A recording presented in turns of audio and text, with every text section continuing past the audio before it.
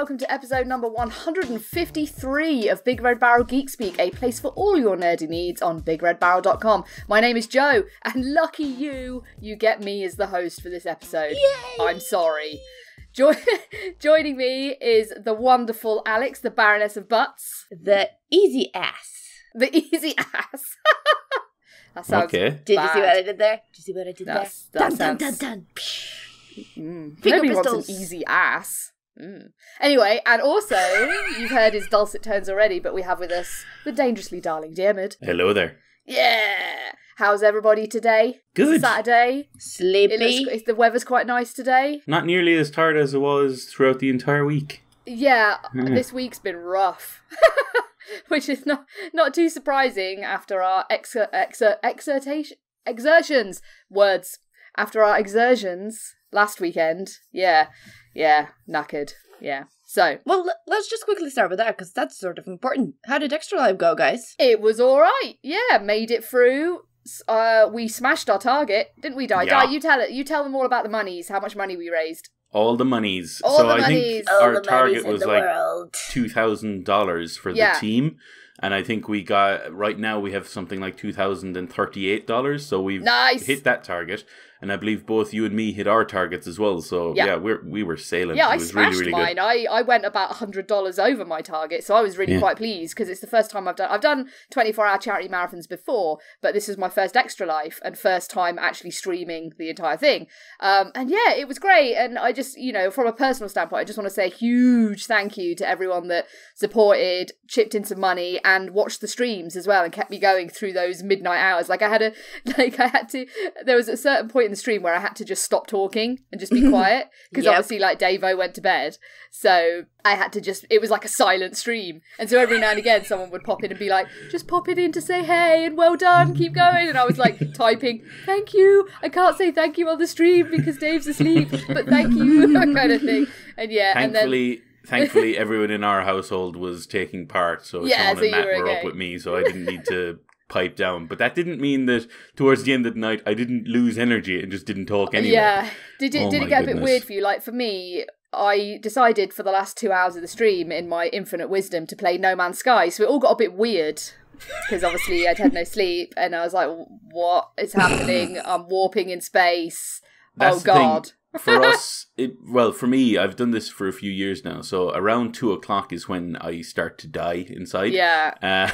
So I kind of know that that's coming. So like when I set up my schedule for the night, I kind of tried to make sure that I had no big long games. I only had like 1 hour chunks. That way it would keep changing it up, keep it fresh, keep giving me an opportunity to just get up and walk around a bit just to get a bit of air. Yes, that's important to have regular breaks, yeah. Yeah, so as we were doing it, it kind of got further and further. Like at one stage, I think I had scheduled in an hour's worth of Burnout Paradise because I thought that's a nice arcadey game to throw stuff at my eyes and keep me awake.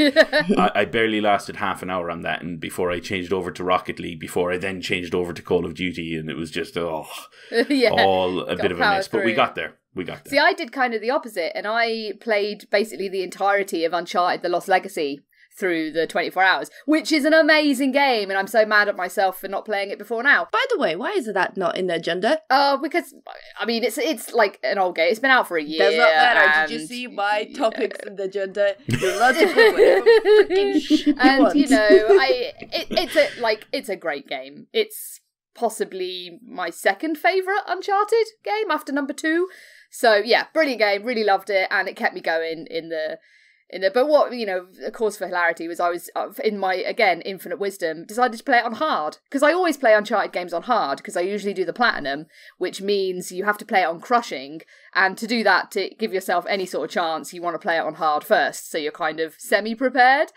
But yeah, at like 3:00 in the morning, it was a bit rough. It was rough going. I was like, this is a bit much. You should have started with it or something rather than finishing with it. Well, I spaced it out throughout the day, so like it made a few appearances. But it was great, and I really enjoyed doing it, and obviously I'm sure we'll be doing it again next year and raising some more monies. And I think overall, didn't Extra Life raise something like $9 million for the kids? Right now it's like 9.5, I think. Oh, something amazing. like that. That's great. So and they're very close to breaking 10 million. So I'm really looking forward to that. Like, brilliant. In case anyone didn't know, the donation pages are open until the end of the year. So if you didn't get a chance, I know that you have all of your stuff on your VODs as well on Twitch. I do. If you want to look at me looking super attractive in a Godzilla onesie, and I was feeling a bit rough anyway, so I was all puffy and tired, and generally I look like death in a Godzilla onesie. So enjoy. Yes. I also have mine up on YouTube, so yeah, if you didn't donate and you feel you want to donate, there's still plenty of time. So yes, huge thanks, Extra Life, awesome times, and we'll do it again next year, I am sure. But now we're going to move on swiftly into our Time Waster of the Week, and it's BlizzCon time! Woo! Right? We've just had BlizzCon. Woo! Well, for Tommy, for others. Some exciting things that we will get to. We will discuss BlizzCon shortly. But to start off with, for our Time Waster of the Week, of course, we're recommending the new animated short for Overwatch, which is Reunion, which stars our beloved McCree, voiced by the delicious Matt Mercer. And it's absolutely fantastic. This could well be my favourite of the shorts. I loved the Bastion short. It made me cry. The Reinhardt short was, again, amazing. Also made me cry. This one, I think, is potentially the best in terms of, the quality of animation and the style. Like, they go proper Leone in this. It's proper Sergio Leone at points. And it's super cool. But what do you guys think of it? I really enjoyed it. It like you say, it is very, very well done. I don't think it has the emotional punch that you were able to get in the other ones, but that wasn't the story they were telling either. But in terms of the action, in terms of the humor, I cracked up. When they were doing the kind of the Mexican standoff, and you had multiple people kind of staring each other down and ticking up to high noon.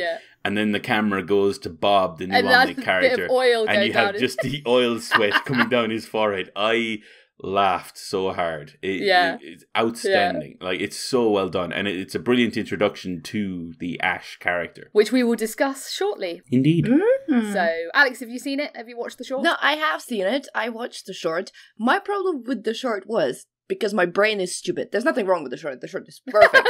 But my brain is stupid because as soon as Ashe opened her mouth, a little thought flew into my head. You were like, I know who that is. I think that's Jane Hale. Is that Jane Hale? Is that Jane Hale? That sounds like Jane Hale. Is that Jane Hale? No, that definitely sounds like Jane Hale. I'm like 100% sure that was Jane Hale. Now I'm gonna go on WhatsApp and tell everyone it's Jane Hale. Okay, now I went on WhatsApp and told everyone it's Jane Hale. Is that still Jane Hale? Am I sure? Yes, I think it's Jane Hale. Okay, it's Jane Hale. 30 minutes later, they confirm it's Jane Hale. Me. Yay! Oh, wait, the short? Yeah. She did a great job. Yep. So, that's how my stupid ass watches things. Another character to add to her incredible list. Oh my god, she is... Good lord. Yeah. She when they say she's like a veteran of the industry, they don't mean it in the way that, she's been there for a long time, which she has. Yeah. But she's really crossed so many significant She makes Nolan North games. Look like a part-timer. Yeah. It's unreal. Anyway, so yes, brilliant short. If you've not watched it yet, it's all over the YouTubes. You'll find it. We've put a link as well in the description. So check it out. It's absolutely wonderful. And yes, moving swiftly on into the news, we'll carry on where we've left off with Overwatch and talk about Ashe. Has anyone had a chance to play her yet? She's on the PTR. She's live. She looks amazing. She's definitely not a character for me. I can tell you that for nothing, because she's going to require good mechanical skill. Yeah, I think when Uncle Jeff was Papa Jeff, showing off beloved Papa Jeff, when he was showing off Ashe, he kind of mentioned, you'll need high mechanical skill, and I was like, well, that's not one for me. Yep, nice knowing you. Yeah, I can just hold left click. That's kind of it, and dart around a bit. I can't hold any clicks. I can't hold WASD. I press caps lock by accident. So this is the thing, actually. I was thinking about this fairly recently in terms of how she'll be different on consoles. Is she going to fall into the Widow and Anna camp on console in that she's pretty much useless? Potentially. It'll depend on what they do. They seem to not really do many changes between console and PC in terms of amending things. If they change the aim assist a little bit with her, she could be as useful as McCree is on console, and he's not bad. Certainly at mid-range. Yes, Long yeah. range, she's not great, but like she kind of overcomes that with the ability to zoom in and aim down sights. Yes. So it might not be too bad, but until we actually play her on console, which I don't expect for another week or so, we won't know, really. It's one of those kind of, it's just interesting what that's going to be like. But like people have been playing with kind of aim down sight stuff on like Call of Duty and Battlefield. That's very true, yes. They're used to it. So, but it, like sniping on console has always been a bit of a kind of up there. You know, unless it's Sniper Elite where it's actually designed that way and it works. But you know, I mean, come on. Like, if you want a sniper game, I can tell you for nothing, Sniper Elite, best one. I would actually agree purely because I actually have played Sniper Elite. That's fine. But, like, the gameplay around that is actually designed for that. Of course, that's difficult to do in a game where you can play characters that aren't snipers. Yes. So it makes it slightly different. But at the same time, it's going to be very interesting. I'm just really, really looking forward to trying out Bob. Because some of the stuff that you're able to do with him if you're not too familiar with the character, how she works, so she's kind of like, she's a I don't want to say female McCree, because that's almost putting her down, but she's part of the Deadlock gang, and she's like McCree's other side, in a way. She's like evil McCree. And so she has this amazing gun called the Viper, which she aims down sights with. She also chucks dynamite around, which you can leave to explode, or you can shoot the dynamite mid-air to cause more damage, which is just unreal. I'm waiting for all the Prophet Birdring combos with this character. Like, can you imagine? Oh my god.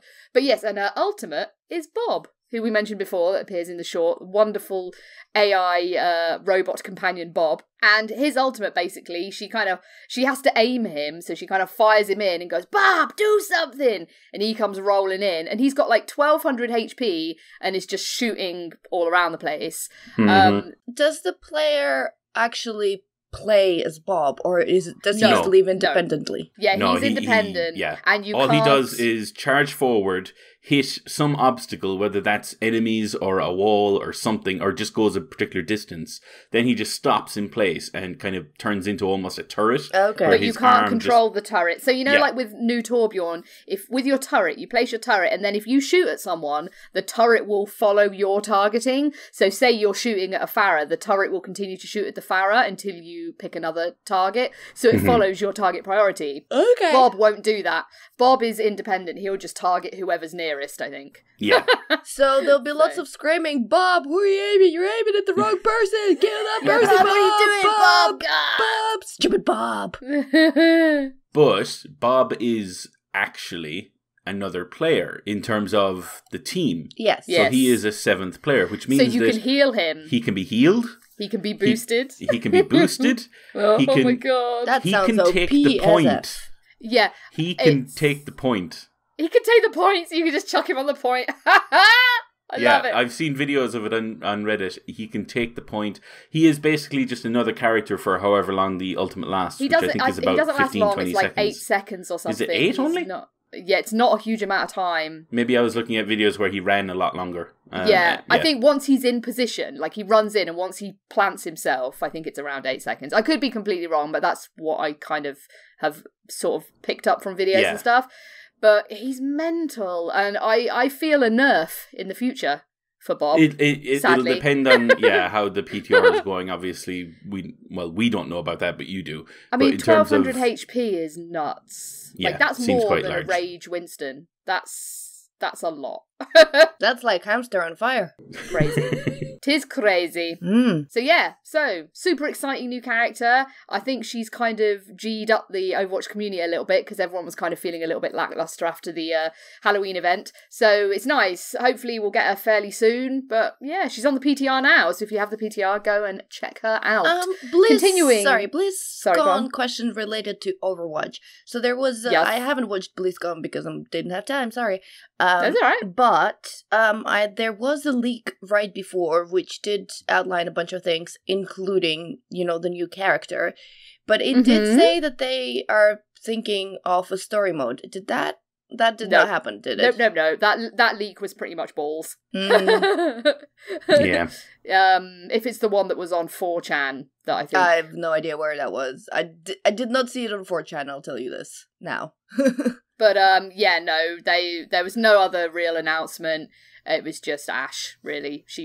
Ashe and the animated short were the Overwatch contributions to BlizzCon this year. I mean, the leak said, sort of McCree animated short and a new character. Yes. So. Yeah, I think, to be honest, a McCree animated short was a very safe bet, considering that Route 66, the map had changed previously, and so everyone was like, well, that means the next animated short is going to refer to this. It was a very safe bet to say that he was going to be in the next short. But yeah, as regards the rest of the leak, nah, none of that. Okie dokie. So, but continuing on the BlizzCon theme, Blizzard. So Diablo, right? We're gonna talk about Diablo for a minute. And Blizzard, in their blessed hearts, announced Diablo Immortal at BlizzCon. Now, I'm not a big Diablo person, so I didn't hugely pay attention to this. But holy moly, did they upset some people with this. Yeah, before we go on, there is a little bit of setup that we need to do for this. Yes, I'll let you take this, Di, because I've not really followed this that much, because, man babies whining on the internet generally leaves me cold. So, before BlizzCon actually came out, they obviously released a schedule. And usually, the game... So straight after the kind of the, the opening ceremony or whatever, they usually have a kind of a keynote, and whatever game is there tends to be the big one. Either there's some big new announcement for that particular game, or it's the one that's teed up as this is what the biggest news from BlizzCon is going to be, and then all of the other games that follow it will have their own bits of news as well. So in the past, I think I could be completely wrong on this, so correct me if I'm wrong, but I believe the year Overwatch was announced, it was that. You know what I mean? Like, it was the one that came straight after the opening ceremony. And then there was the follow-ons with different years where Blizzard released certain things like StarCraft 2 and all that kind of stuff. So when people saw the schedule and they saw Diablo was on there, they assumed this is going to be big news. However, they came out to a crowd of basically hardcore PC players and huge fans of Blizzard and all of their games and announced a mobile game. That was the wrong place to do it. That really was the wrong place to do it. They misread the room a little bit. Let's just put it very subtly and very nicely that they misread the room. But have you guys seen the Jason Schreier article since? Which said, he basically said that they were planning to announce Diablo 4. I did hear about this. Yeah. That, they pulled it at the last minute for some reason. Pulled it at the last minute and had to announce Diablo Immortal, so... To be fair, I think the plan changed and they had to course correct very quickly, and they did not course correct very well, and they did not realize how much backlash that would cause, because talk to PC people about mobile games and you're gonna get punched in the face, which they almost did. But to be honest, I found it very painful watching the press conference afterwards, and fans, they're asking questions they should be asking, why, when, blah, blah, blah, how does it look?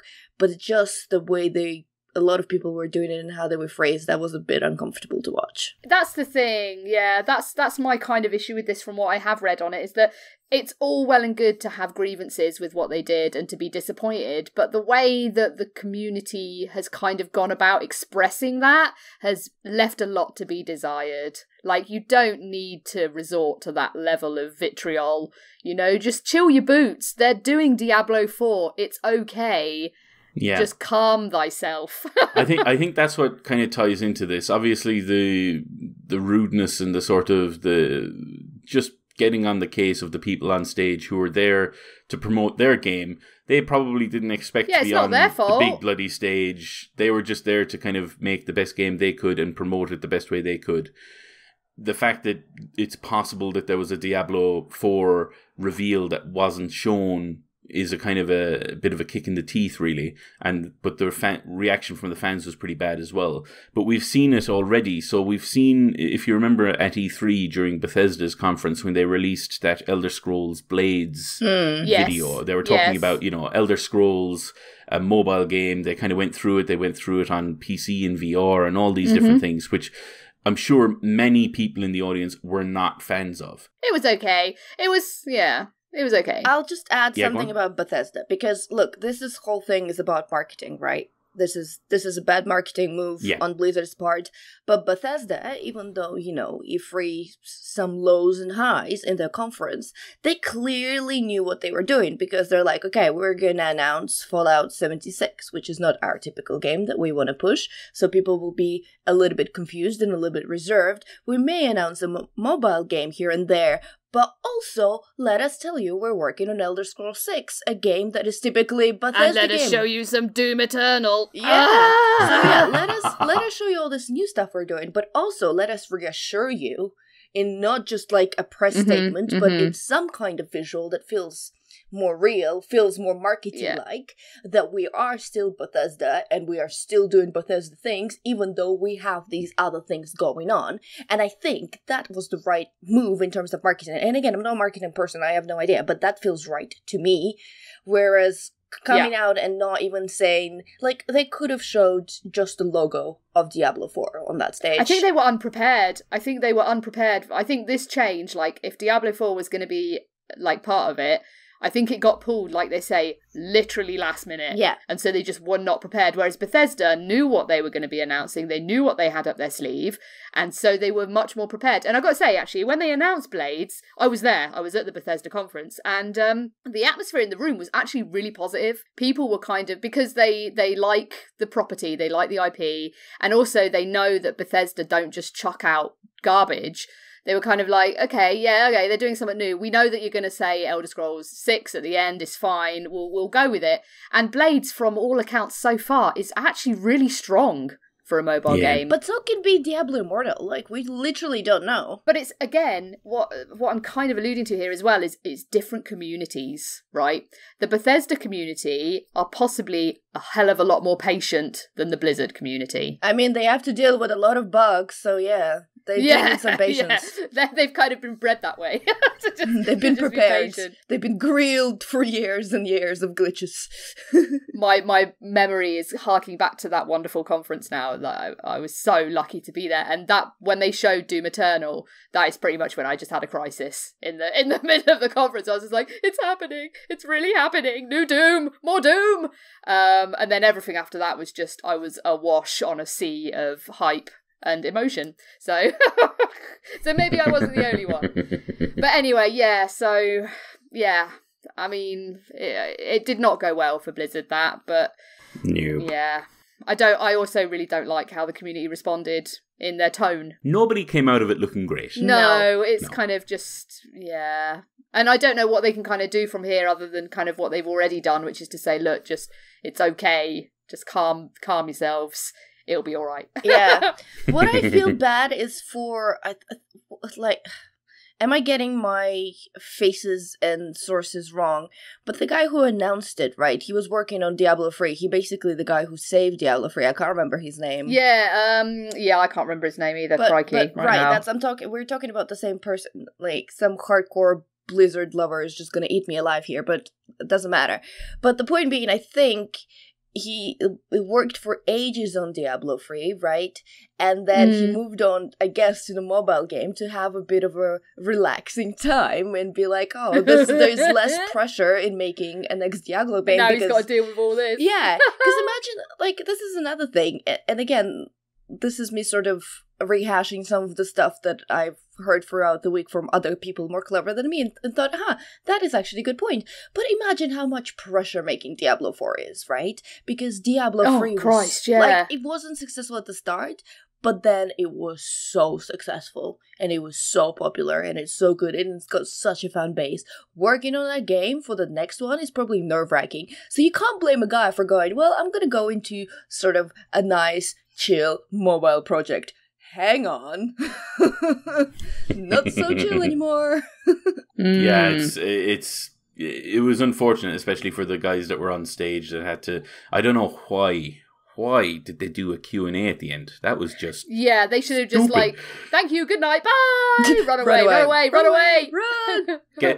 Get Papa Jeff on stage. Get Yeah, Papa get Jeff Papa on Jeff. stage. Everyone loves Papa Jeff. It's fine. Papa Jeff Anyway. hasn't done wrong yet. Ah! So that can, yeah. I tell you what, if I met Papa Jeff, I'd be like, why do you hate Mercy? Why you hate her so? Moving on. Di, I think we need to make that happen and hide in bushes Yes. with cameras. This should be hilarious, Yes. okay? I'll just be planning, like, Jeff, planning. what? That'll be Joe gets arrested. You can't touch Papa Jeff. Do not touch Papa Jeff. Anyway, right. Moving on from the BlizzCon portion of the show. Super Mario Brothers, right? We're getting another film. Hooray! Yay! But this is Whatever. going to be an animated one, so you're like, okay. But it's coming from the producer of Despicable Me and The Secret Life of Pets. Okay, so one thing... temper your expectations. Yeah, I do really have no opinions on Super Mario. You know, me and Nintendo, we're just like separate rivers. Anyway, don't care. One thing I'll add. So the producer, so Despicable Me and Secret Life of Pets, that's 4 movies, one of them good. Yeah, One. I mean, I think I've touched on this before. I cannot bear minions. Anytime I see a minion, it makes me irrationally angry.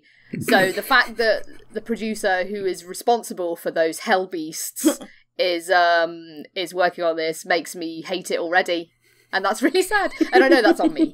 That's just down to me. So it could be great, but I'm like, But the craziest thing about this is, right? So one of the good movies that I mean is actually Despicable Me 1, but you'd think The Secret Life of Pets, I'd be all over that crap. That's animals coming out of all it your looked quite holes. bad though. But it's bad. It's just really, really bad movie. Like, even my love of dogs could not overcome how bad that thing is. But anyway, there you go. I'm done. As an uncle to nieces and nephews, I can tell you Despicable Me hit on something, and that's why they're still making bloody It's movies fart about it. fart jokes. Yes, That's exactly. That's what it is. But it's And so that's who it's going to fluffy, I'm appeal gonna to. die. Stop it! Oh, it hurts me. But that's exactly. I Hurts think me. that's exactly what they're going to do with this. I mean, whenever they sell a Mario game, they're already getting our money, or at least our generation's money, who grew up on Mario. Yeah. They still need to keep it relevant for younger children as well.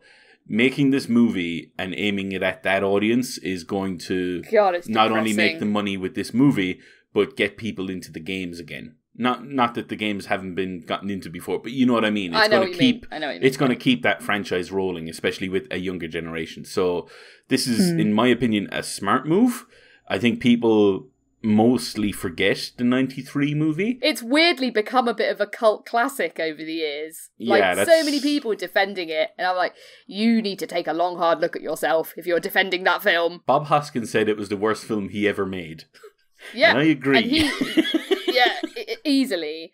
I mean, one slight silver lining to this is that Shigeru Miyamoto is involved, and that Meledandri, the producer, has openly said they're keeping him absolutely front and center and involved with everything they're doing. So at least that is one small positive, in that they're not just completely disregarding the wishes of the creator of Super Mario Brothers. But I guess we'll have to wait and see. It's good. We're going to have a little bit of a wait. I think they're aiming for 2022 for this, but my expectations are rock bottom. They can only go up. Yeah, they can only go up. In other properties getting feature films that perhaps don't need to, Breaking Bad is getting a feature film now.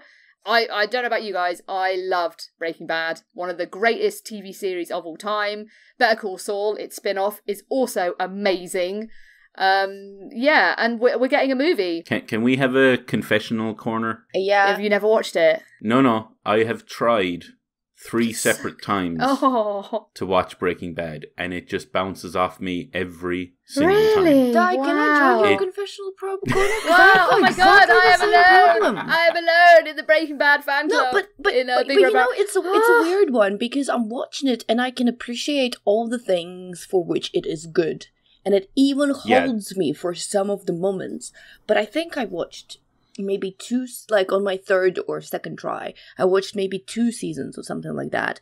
And then I just left it. And then I just never came back. And there isn't a thing in me that sits here and wants to find out how the story ends.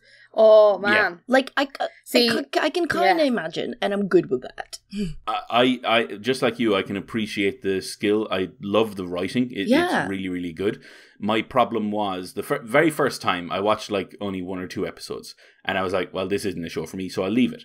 And then a few seasons in, everyone started talking about it, saying, okay, this is outstanding television. And I was like, okay, brilliant. I'm going to go back and I'm going to bull through a few seasons, try and catch up, and then kind of follow with everyone else. And I got, similar to you, about 2 seasons in, and I realized that I was just kind of watching the next episode, not because I wanted to, but because I kind of felt I had to get to the... Yeah. And so it just neither of you two met Gus Fring then, did you? I think I just did, actually. I did. Holy moly. I think I did, and it was... Yeah, I think I'm still in the confession. You guys. I'm still in the confessional corner. Yeah. I kind of skipped a few episodes. This is a corner of happiness and a safe Hakuna space. Matatas. Yeah, Hakuna Matatas. I skipped a few episodes to try and get up to speed again, and it still didn't work. So I'm actually really surprised. I thought you would definitely love it. I absolutely adore Breaking Bad. I came to it quite late. Like, I think it had been on for a couple of seasons when I kind of started hearing all the buzz, and I was like, okay, yeah, I'll watch it. So I binged it, and holy moly, I absolutely adore it. Just the quality of the writing and performance is absolutely first rate. And I like how it builds its stories and how it treats the audience like they're intelligent. And for me, it's magnetic. Look, see, I cannot look away. I saw all those same things and I appreciated all the same things. And I was like, yep, great quality, great this, great that. Writing is amazing. Thanks for not treating me like an idiot. And still, I guess fair enough. Like, even the best things can not always resonate with us all. Like, that's totally fair. For me, I love it. I'm kind of excited for a film, especially as the creator Vince Gilligan is involved. But I'm also trepidatious because I don't think we need it. I heard that this is gonna be, and again, this is rumors, so I don't know how true this is gonna be, but this is gonna be Jesse Pinkman's story after Breaking Bad. That would be cool. I would watch that. I would be interested in that. I mean, I kind of feel like I don't want to go too heavily into spoilers for anyone that is really, really behind and does want to watch Breaking Bad. His story did conclude, and it did feel like a nice, natural ending for his story. But having said that, the character is wonderful, and I would quite happily watch a film of whatever he has done since, especially if it's in the same mould as Breaking Bad and Better Call Saul. Because I gotta tell you, a lot of people say that Better Call Saul is better than Breaking Bad, and they're probably not wrong. Like, Better Call Saul is wonderfully crafted, and I love them both equally. I think they're both amazing, but they're just... Oh, yeah, I'm just going to start gushing in a minute because I love them both. They're just some of the best drama that's ever been made on TV for me. So yeah, but we're getting a movie. So we'll wait and see, I guess, and see how that develops, see what kind of we come out of it. I'd be definitely intrigued to see a trailer and to know a bit more about what it's going to be about. Yeah. But yes. And one thing I would say about the movie, the advantages of a long-form television is that you can really get into the characters and really set up things and get into the story, which I think Breaking Bad benefited from greatly. Now, if it is a story of Jesse Pinkman, I think that movie would benefit from people having prior knowledge of the character. This is the problem with the film, yeah. But at the same time, what worries me is that they might not be able to hit the same notes as the show did just because it's a different format. Yeah. Yeah, I can imagine that what will happen with this feature film is it probably won't be a theatrical feature film. It'll be a Netflix extended special more than anything else. Yeah, I can't see this actually being in theaters. Maybe I'm wrong. Maybe they are aiming for an actual big release, but I can see it being more of a Netflix feature film type thing, which makes sense because Netflix are obviously the distributors for that. With AMC. So yeah, it's interesting. I did not expect this kind of news, but yeah, I'm kind of welcoming of it at the same time. I'm just looking through Vince Gilligan's work, and he did one of the best episodes of the X-Files ever.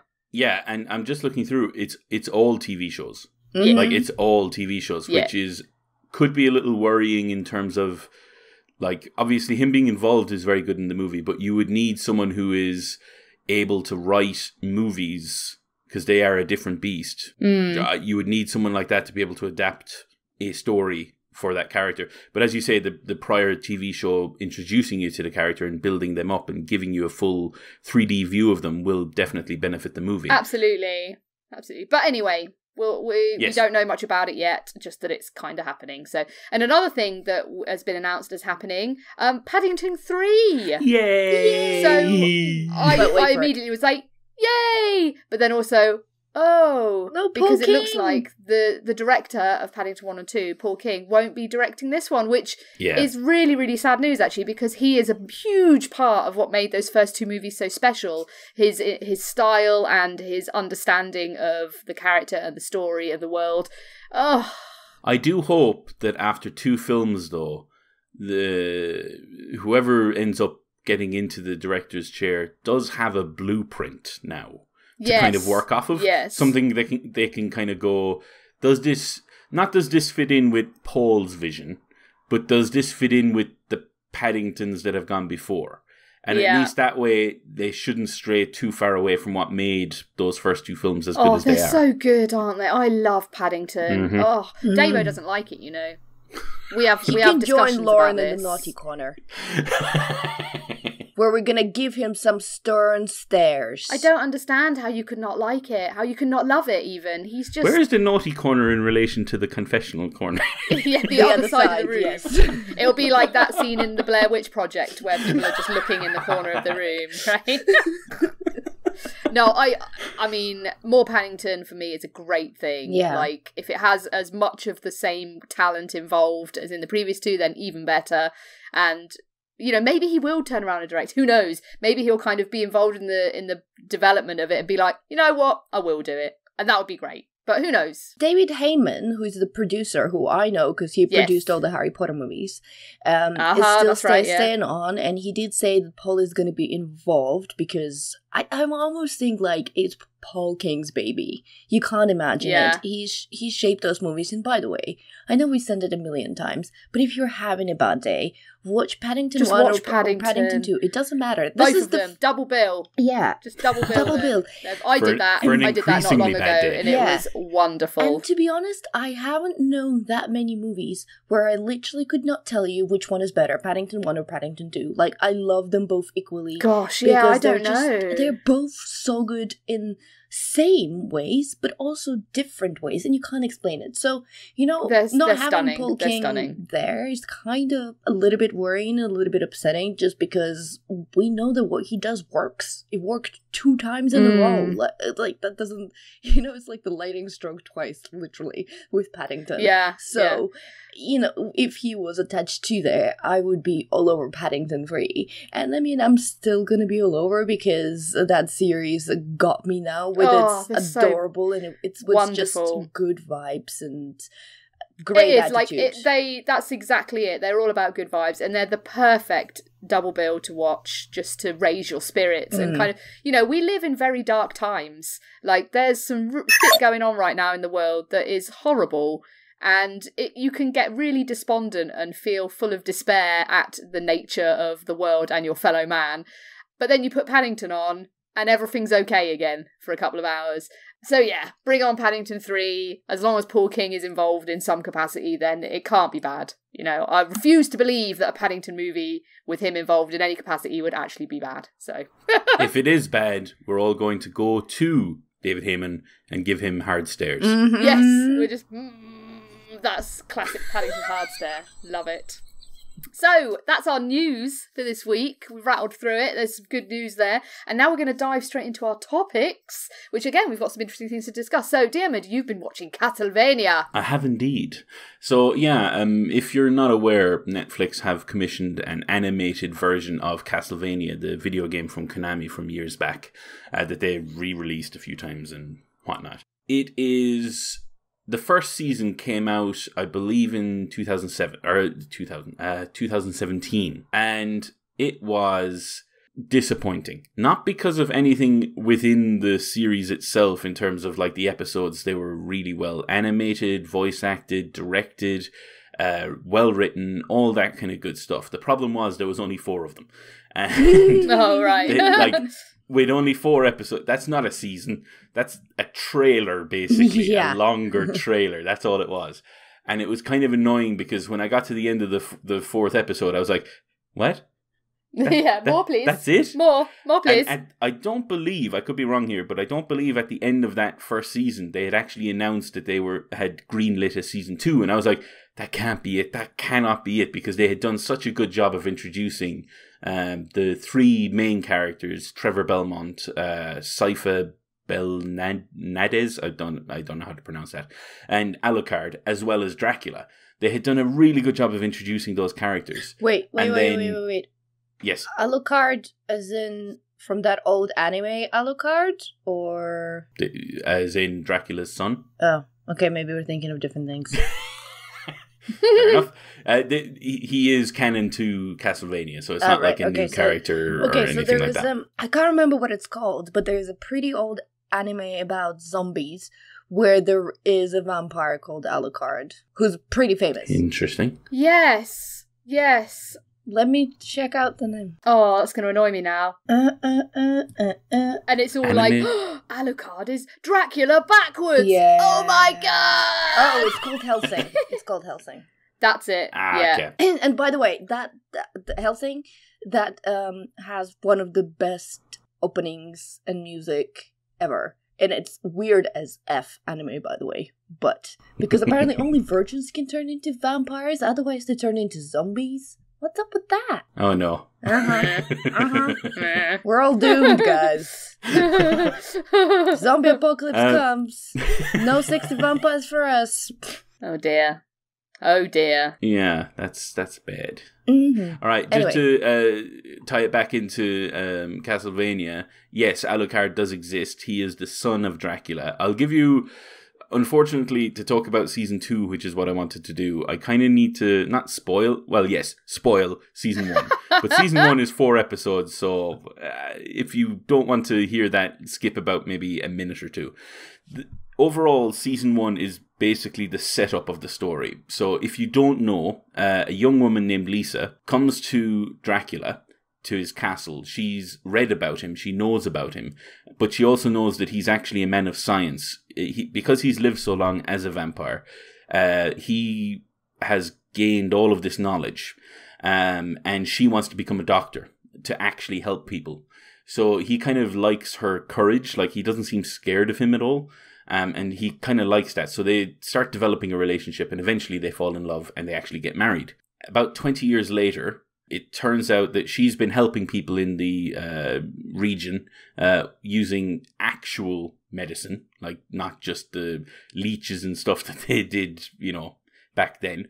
But because of that, the church finds out, believes she's a witch, and burn her at the stake. And this obviously does not go down well with Dracula, who basically says, I can imagine, that set your affairs in order, because in 1 year I'm going to kill you all. And he's true to his word. He comes back and he, using creatures of the night, he kills loads of people, and he goes on a kind of a revenge story. He has a son named Adrian, who kind of he takes on the moniker of Alucard later on, who, before he does this, tries to stop him and say, look, just kill the guy who actually did this to your wife and my mother. Do not kill everybody. They don't deserve that. But Dracula is a bit too in grief, and he just says, I'm just going to kill everybody. Because of that, they fight, and Adrian is severely wounded and ends up going into a kind of a deep sleep. He runs away, finds some place where he can sleep safely, and goes into a deep sleep to kind of recover. Cut forward a year after that, and you meet up with a guy named Trevor Belmont. The Belmont family are kind of like the Van Helsing family, I suppose. See. They're like a family of demon hunters that are very well-to-do, because they usually do it for money, and that's how they've become, and they have a lot of resources, and because of that they can train and they have the best equipment and all that. But the Belmont family has gone downhill, and Trevor believes he's the last one. He arrives in a town that seems to be being attacked by Dracula's forces. And he ends up meeting up with this nomad group of people called the Speakers, one of whom is Pfeiffer, who happens to be a mage. They stumble across the tomb of Alucard, and then together they decide they need to go and kill Dracula because that's the only way to stop all this violence. And that is where season 1 ends. Wow. Right. It's only when they get together that it ends. So season 2 is, to be honest with you, you really should think of it all in one. I think altogether season 2 is 8 episodes, so it's not that much better. But if you kind of watch it all in one kind of go, it's incredibly good. As I mentioned, season 2 kicks off with the 3 of them going after Dracula. You also get to see far more of Dracula's kind of inner circle. So he has a bunch of vampire generals. But they're all vampires, so they're not the nicest people. And because of that, he has to try and kind of wrangle them, keep them all together, kind of going for this one goal of wiping out humanity. A few of them ask the obvious question, well, if humanity's wiped out, what the hell are we going to eat? And that leads to some tensions, and that kind of continues on. But I like how the story kind of, it's about half and half, actually. Half of the time you're with the heroes, and half of the time you're in Dracula's castle with the Dracula himself and his generals, and the kind of the political machinations that are happening, or machinations that are happening at that time. And it's really good. You kind of see the heroes kind of getting to know each other. Obviously, Trevor Belmont is a demon and vampire hunter. Alucard is a vampire. It's not exactly, buddies. So you have this kind of tension all the way through, and it's really well written. It's really funny, and it's really well delivered. And when there is genuine drama, you feel it. It's really well done. As I mentioned at the very start, the animation is outstanding. The writing is outstanding. The music is just superb. If you're a fan of Castlevania, the games, the music from the games is iconic. And they use the music really, really well in the series. I strongly recommend this. This is one of the best video game adaptations I've ever encountered. Excellent. It is so well done. How close, does the video game actually follows the same plot? I'm going to be honest, I've played some of the older Castlevania games. None of them for the story. So in terms of the plot, for instance, when I played Castlevania, I didn't play as Trevor Belmont. I played as Simon Belmont. So he's a different character. So I know that based on reading up on other reviews of this, that it does actually use characters from the other games, and it does tell them relatively faithfully. There are some diversions that some characters that seem to have been introduced a bit earlier than you would have expected and things like that. But so far, they seem pretty close to what they should be, which is good. At least in terms of they seem to be using the characters correctly. Mm-hmm. So that's good. But in terms of how kind of faithful it is, I don't think I'd be able to confirm that. But I will say that all of the other reviews I've read say similar things in terms of this is one of the best video game adaptations they've ever seen. And I'd agree strongly with that. It is really well done. Excellent. Not for the squeamish, it's quite violent. But good. If you're okay with that, it's animated violence, so it can't be too bad.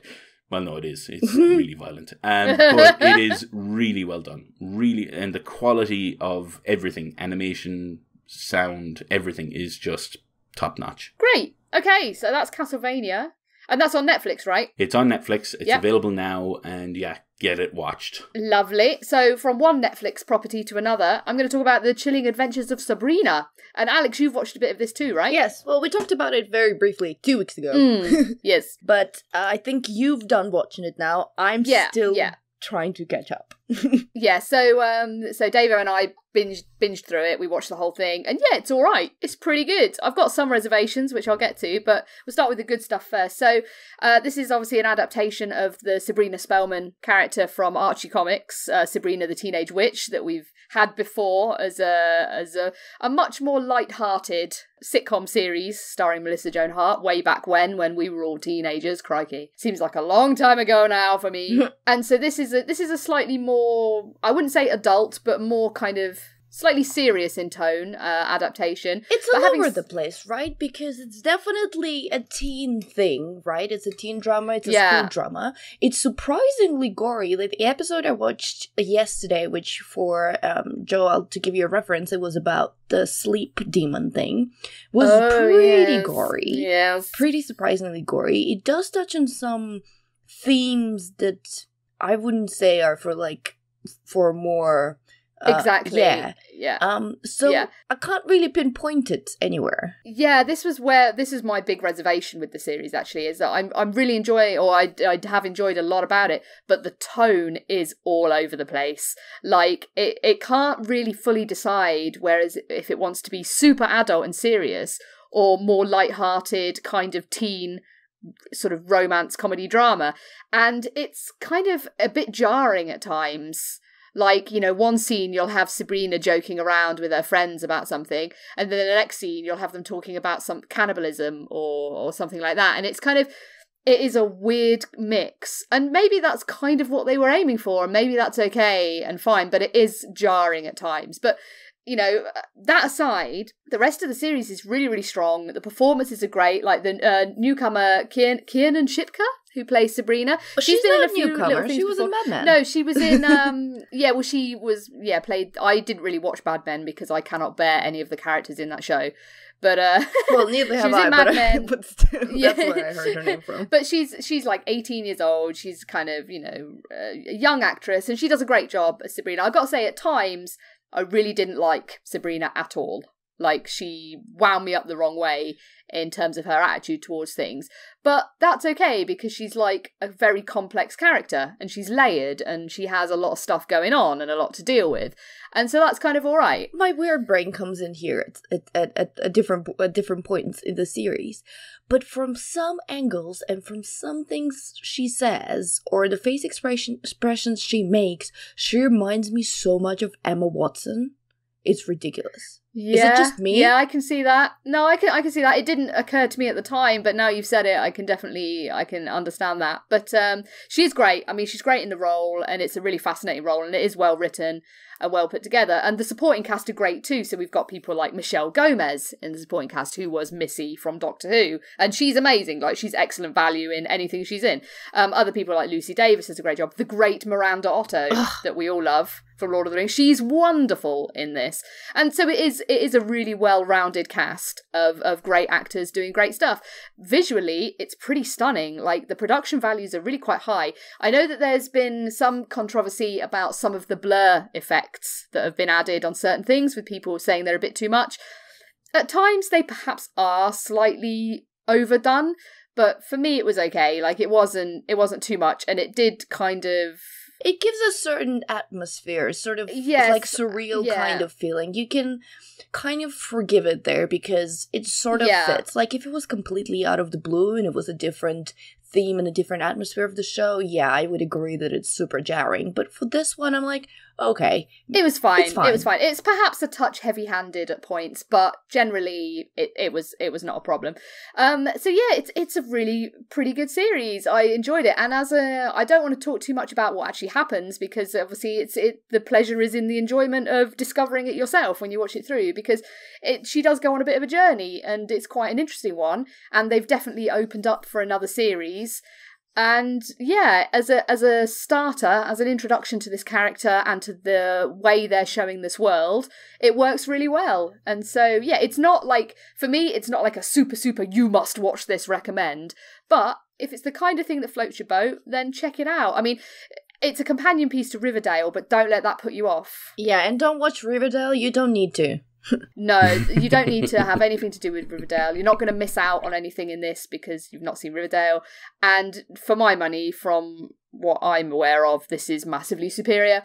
Yeah, so definitely it's worth checking out if you like this kind of thing. Just give it a bit of a pass when the tone veers wildly from one thing to another. But it is good. It is good. It's very enjoyable. Agreed. And I'm still trying to get to the end. Yes. Yes. When you get to the end, we need to have a conversation. Yeah, I heard there's something about happens. Things. Yeah, things are happening. There are things. Yes. But anyway, Alex, you've been watching all sorts of random stuff instead of Sabrina. Tell us about it. Oh my god, I honestly don't know why. I would come back from work and I'd be so exhausted. The only thing I could actually watch was Garry Marshall movies, and I have no why because they're rubbish. But I watched them, so I watched the Valentine's Day, I watched the Mother's Day ages ago. I tried to watch the New Year's Eve. So it's dreadful, that one. God. I made it about 20 minutes into that one. I did not survive this. I cannot. watch anymore. No, it was hilariously bad. Well, actually, it was not hilariously bad, because if it was hilariously bad, I would still watch it, because I watched, like, The Mother's Day, which I think is hilariously bad. This one is just horrible. But Garry Marshall, for people who don't know, well, you might know him because he did The Pretty Woman, which is one of my most detested movies of all time. I cannot bear Pretty Woman. It is garbage. Yeah. But carry on. But anyway, that's what he might be known for. But before he died in 2016, he pretty much did the 3 sets of movies where a bunch of celebrities get together and they have small storylines running through them that intertwine. I'm actually surprised that he didn't make some of the other similar type of movies, but he made this one. But, you know, the Valentine's Day, which came out on the Valentine's Day, was appropriately rubbish. But, you know, it has its moments. It makes me laugh. There is a Taylor scene, which still appropriately cheesy, and I can understand sort of the vibe at the time. There is Mother's Day, which who would have thought that Mother's Day was such a big deal? But actually, that movie for me has its very tiny moments of happiness, but it does. Like, I think it's a bigger deal in the US. I think they make more of a thing of it. Yeah. Like, I know we kind of celebrate it here, but not to that sort of extent. But yeah, but New Year's Eve was absolutely dreadful. Like, don't get me wrong, Valentine's Day and Mother's Day were not great written movies. They were predictable, they were completely by the book, they were cheesy as hell. But God, who would have thought that New Year's Day could topple it? Because I literally could not watch it because the writing was so wooden. The acting was so wooden. I mean, it's Catherine Hegel is in there, so why are you surprised? Sorry, Catherine.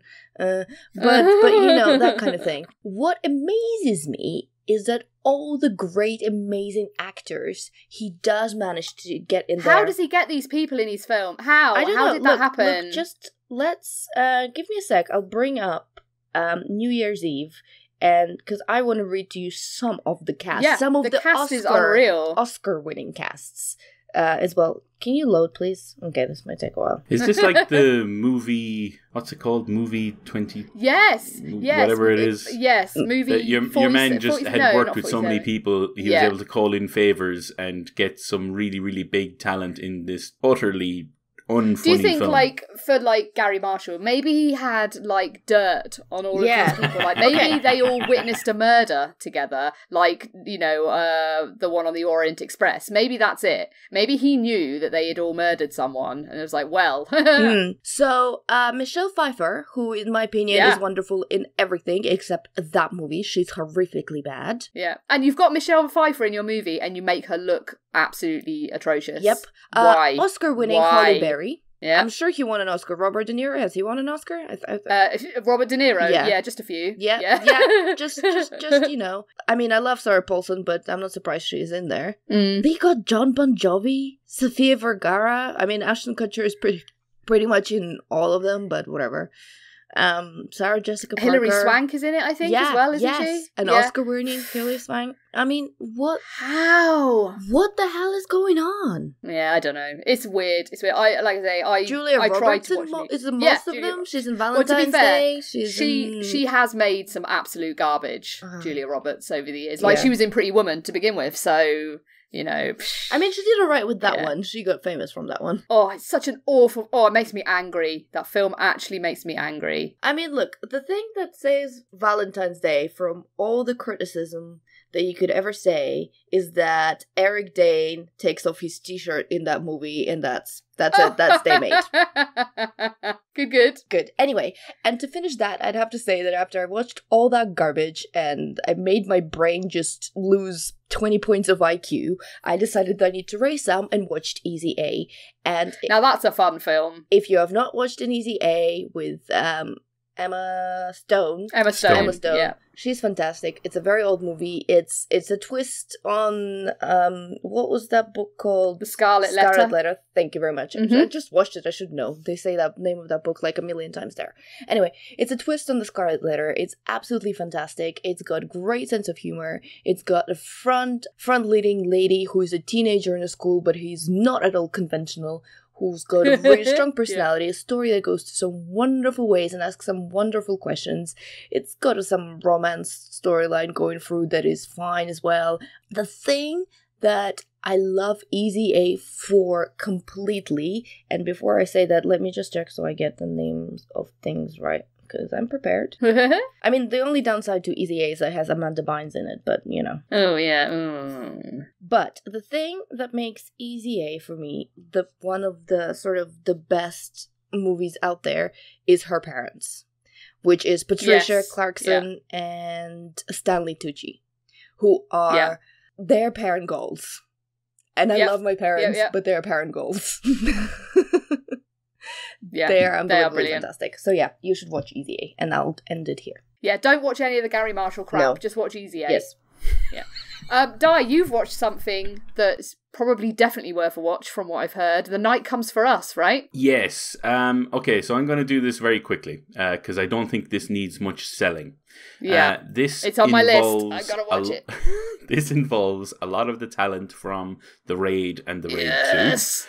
It also is from the Indonesian film industry, which seems to be on the up recently. It's directed by a guy named Timo Tjahjanto. Don't ask me to pronounce that again. Also, don't ask me what else he's done, because I can't actually find out. All I will tell you is I went into this expecting The Raid. I got something similar. Iko Uwais is in it, right? Yes. Yeah. Yes, he is. Yeah. He plays a character named Aryan. So, very quick setup. Joe Taslim, he was one of the characters in the first raid. Yes. Is the main character named Ito. And he is one of 6 elite triad members, or at least elite kind of triad enforcers. He's one of their army, basically. And they're known as the 6 C's, so he's one of these people. And like, obviously to get to where he has to be really, really good at his work. And he is. You find out this throughout the film. They are sent to a village where some of the villagers have skimmed money off of the triad in terms of their protection racket. And as a punishment, they decide to kill everybody in the village. Brilliant. Everybody. Oh, God. So Ito is sent there with a bunch of people to do that. And they do that until they get towards the end of the process, where Ito finds a young girl on the beach who's crying over the body of what must be one of her parents or one of her family members. And he has a crisis of conscience. And because of that, in a moment of what you would consider madness, he kills the people he's working with, takes the girl, and runs. That's not what you do when you're in the triad. And because of that, a bunch of people start coming after him and the girl. It's almost down to just being just to send a message, or at least like the reasons why they're so interested in killing this girl who did absolutely nothing wrong is kind of delved into a little bit in the film, but that's kind of where it goes. This film is very well, it's well written. Like, there's some really good character moments in it, which I was kind of surprised at when I was thinking of a martial arts film, or what I thought would be a martial arts film. There are some really good kind of action scenes, but what surprised me most is how well it's shot. Obviously, being an Indonesian film that involves a lot of martial arts, what I like about a lot of Asian filmmaking when it comes to martial arts is it doesn't use the same quick cuts that America uses. And because of that, you can actually see exactly what's happening, and it makes the action more visceral, and it makes it much more punchy. You feel everything, and the sound design is really well done in this film as well. I'm going to caveat all this. This all sounds very good so far, and it is. I want to caveat this by saying, if you are in any way squeamish, don't watch this film. The violence on show is unbelievable. See, I do like a nice bit of violence, but I have certain things that trigger me a little bit. Like, I don't like people's legs getting broke, and I'm sure that's maybe give this one a pass. No, I want to watch it. Okay, have Dave on next to you so that you can quickly turn your head into his chest and just kind of avoid. I don't need no mans. I've got a cat to hide behind. Fine, do that for Charlie then. I'll just be like, oh no, look away. Yeah, it's funny. Like, I can handle so much violence in movies and not be bothered. But if someone gets their leg or their arm broke, I'm like, I don't like it. This is kind of a bit mental. It's incredibly violent. It's really well done. Like, it's actually, I was really impressed with the effects. Like, a lot of it seems to be practical, at least a good chunk of it seems to be practical. So how they're able to do it is quite impressive as well. But at the same time, it is incredibly violent. But I do think outside of that, the story and the action and all that kind of stuff is delivered so well that it is still worth watching. Yeah, just I do with want to the watch huge it. caveat, if you're in any way squeamish, avoid this. Or just like be ready to cover your eyes. Yes. Yes.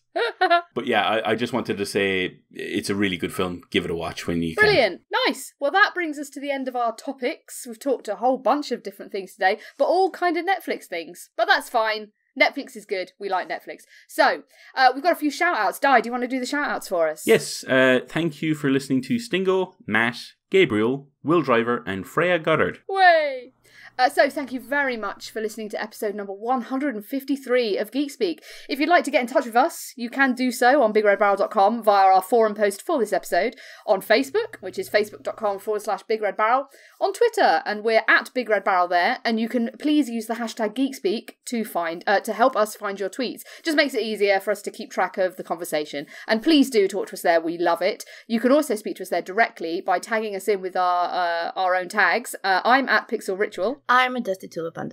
I'm at Diarmuid_S. Lovely. And if you leave us an iTunes review, we will forever love you. I mean, we forever love you already, but if you leave us a nice iTunes review, we'll love you a little bit more. Yep, So, and I will love you physically. Oh, well. I will.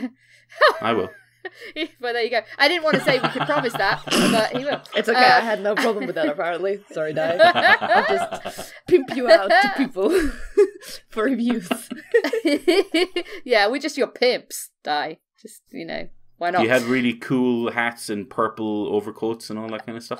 Sure, we can get some. And gold walking canes. Oh, yeah. Good. We can do that. We can do that. Lovely. Also, Tuesdays are Tuesdays. And on Tuesdays, we have Tabletop Tuesdays, which is a board game night at Loading Bar in Dalston, London town. And every week there is a new featured game. And if you play that game on the night, you have a chance to win a copy of that game. Alex, what's the game this week? I have no idea. Oh, sorry. I just thought I'd ask, just in case. Just throw that out there. No.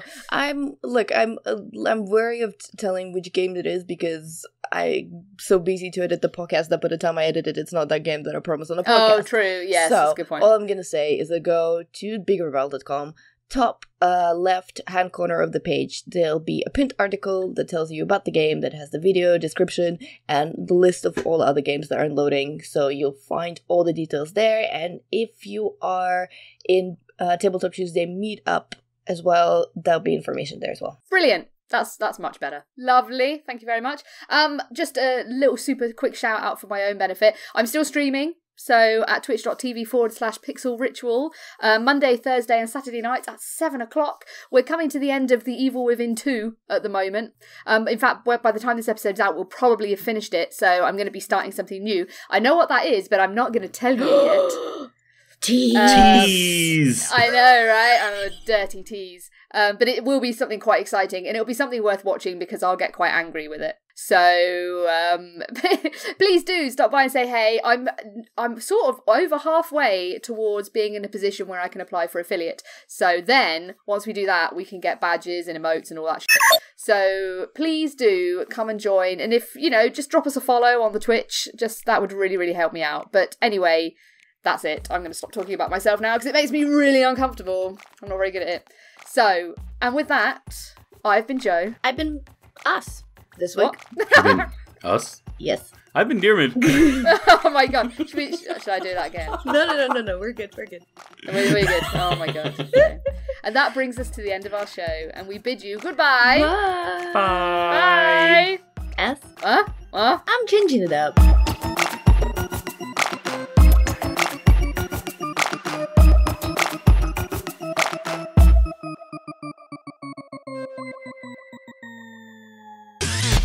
You and your ears are quite welcome. For the podcasting goodness that you just heard. Why not roll on over To BigRedBarel.com for more podcasts, news, reviews, and videos from the biggest, reddest site on the internet. BigRedBarel.com